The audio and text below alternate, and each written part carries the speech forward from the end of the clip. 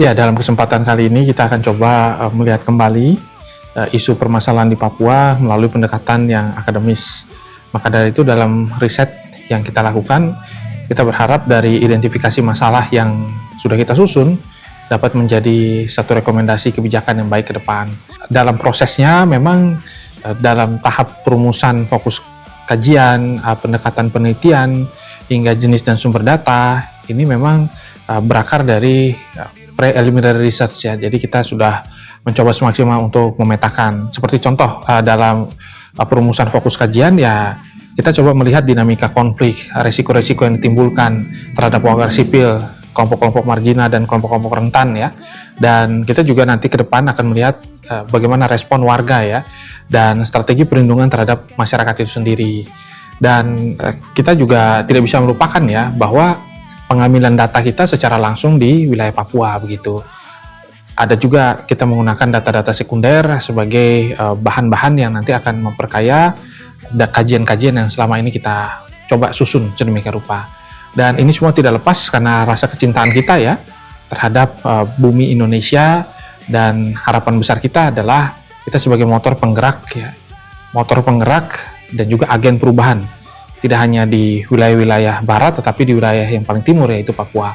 Nah, dalam beberapa temuan yang kita dapatkan, kita melihat bahwa ada intimidasi yang begitu sangat pelik ya terjadi di Papua. Hal ini tidak lepas karena konflik yang berkepanjangan.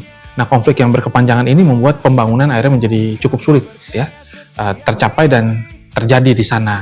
Sehingga program-program dari pemerintah ataupun program dari masyarakat itu sendiri menemui jalan buntu.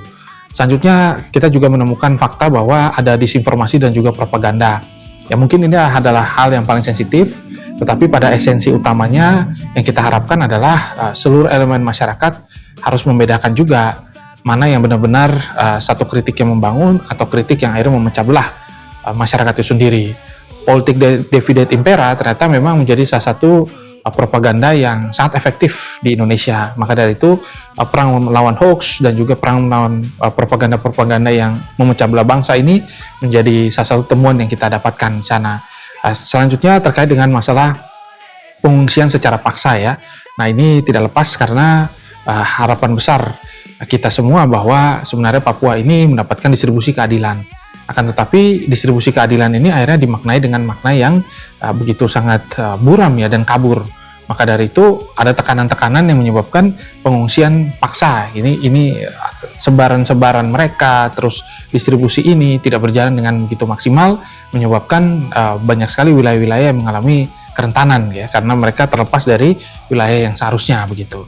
Terus kita juga tidak lupa bahwa ada kekerasan fisik yang masih terjadi, dan ini menjadi evaluasi besar yang kita dapatkan dari semua aspek dan seluruh pihak gitu terlibat juga.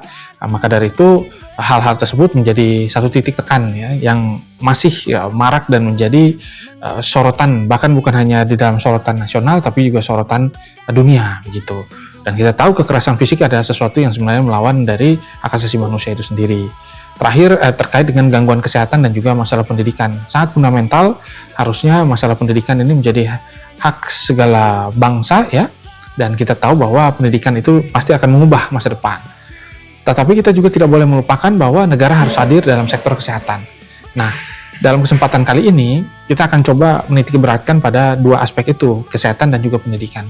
Karena nanti ke depannya harapannya level pembangunan ini bisa dirasakan oleh masyarakat, dan kelompok-kelompok yang tadi kita anggap rentan akhirnya memiliki cara pandang yang bagus dan mereka mulai membangun Papua itu sendiri jauh lebih sesuai dengan apa yang menjadi amanat dari konstitusi itu sendiri ya.